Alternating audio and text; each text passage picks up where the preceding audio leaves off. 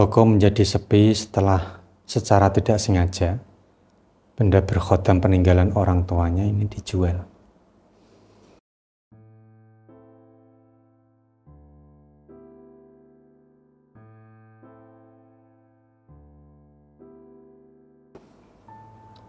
Assalamualaikum warahmatullahi wabarakatuh.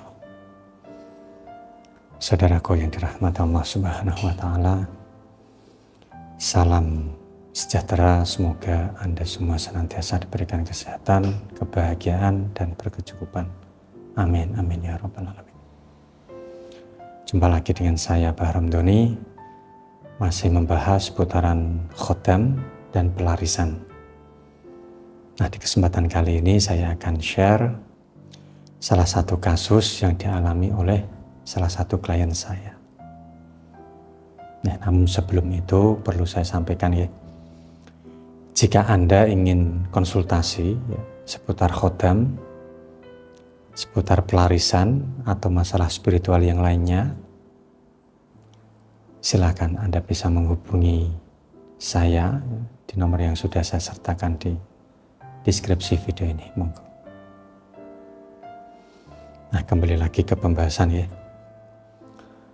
Di video ini akan saya share ya, salah satu kasus yang dialami oleh klien saya yang ada kaitannya dengan khotam dan pelarisan. Nah, kasus ini datang dari klien saya, sebut saja namanya adalah Pak Tio. Tentu nama ini nama samaran ya. Beliau ini punya toko kelontong yang cukup lumayan besar ya. Dan punya 2 karyawan. Nah, lokasi toko kelontong milik Pak Tio ini menjadi satu ya dengan rumah beliau. Ya, masih satu bangunan. Ya, toko di bagian depan. Kemudian di samping toko ini ada semacam lorong ya, menuju bangunan belakangnya. Nah, bangunan belakang inilah rumah Pak Tio. Rumah dan usaha toko kelontong ini tinggalan atau warisan dari orang tua Pak Tio. Untuk ayahnya itu sudah meninggal dan ibu beliau ini sudah sepuh, sudah tua. Nah, jadi untuk usahanya ini dilanjutkan oleh Pak Tio. Dan Pak Tio sendiri, nah ini 3 bersaudara, beliau anak tengah ya. Untuk kakaknya sendiri perempuan dan sudah menikah, jadi sudah pisah rumah. Nah, sedangkan untuk adiknya ini laki-laki, nah itu merantau dan tidak ada keinginan untuk melanjutkan usaha peninggalan orang tua tersebut. Nah, jadi otomatis ya, Pak Tio inilah yang meneruskan usaha tersebut. Ya, karena sayang ya, jika ditinggal ya, sudah terlanjur besar untuk usahanya ini. Untuk usaha toko kelontong milik Pak Tio ini berjalan dengan normal ya. Tidak ada kendala satu apapun. Dan sampai satu waktu, tanpa diketahui sebabnya, tiba-tiba saja selama 2 atau 3 hari, toko Pak Tio ini sepi sekali. Seperti yang sepi yang tidak wajar gitu ya. Nah, setelah 3 hari, baru ada beberapa pembeli. Ya, tapi tetap tidak bisa seramai sebelumnya. Nah, ini berjalan hampir 2 mingguan. Tentu Pak Tio ini pusing, ya, kenapa kok bisa tiba-tiba seperti ini? Ya, karena beliau ini juga punya keluarga yang harus dinafkahi, ya. Dan belum lagi ada 2 karyawan, ya.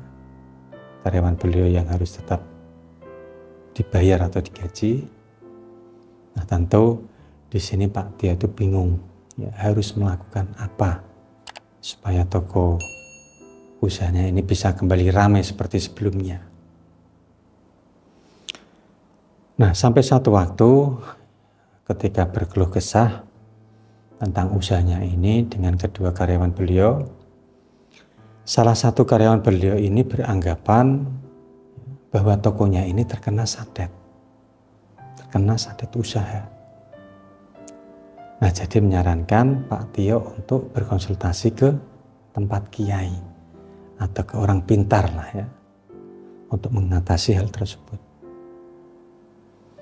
Nah, karena sudah buntu, maka Pak Tio ini nuruti saja dengan saran-saran satu karyawannya ini. Nah, lalu Pak Tio ini mendatangi beberapa orang pintar sekaligus. Nah, tapi jawabannya rata-rata semua itu sama. Yakni toko Pak Tio ini baik-baik saja, tidak terkena santet. Nah, tapi ada salah satu orang pintar yang didatangi oleh Pak Tio. Nah, itu mengatakan bahwa penyebab toko ini menjadi sepi karena sebelumnya menggunakan pelarisan. Nah, tapi pelarisan tersebut sudah hilang atau tidak berfungsi. Nah, sampai sini Pak Tio ini bingung. Karena merasa tidak pernah menggunakan sarana pelarisan, tapi orang tersebut mengatakan seperti itu. Dan beliau ini mengingat-ingat, tapi memang Pak Tio ini bisa memastikan bahwa beliau ini tidak pernah menggunakan sarana pelarisan. Nah, sampai kondisi ini, beliau ini masih bingung. Lalu kira-kira apa yang harus dilakukan beliau ini selanjutnya? Nah, nanti akan saya sambung ya di video bagian kedua atau video selanjutnya gitu ya. Nah, untuk video ini saya cukupkan terlebih dahulu ya ke saudaraku semua. Jika Anda belum subscribe channel ini, silahkan Anda bisa klik subscribe, like, dan share agar channel ini semakin berkembang dan bisa membantu permasalahan-permasalahan Anda dan bermanfaat untuk orang-orang yang ada di sekitar Anda semuanya. Nah, terima kasih, sampai jumpa di video selanjutnya. Saya Bahram Doni, wallahul muwaffiq ila aqwamit thoriq. Wassalamualaikum warahmatullahi wabarakatuh. Alhamdulillahirabbil alamin. Allahumma shalli ala sayyidina Muhammad wa ala alihi. Allah ya Rahman ya Rahim, Allah ya Karim.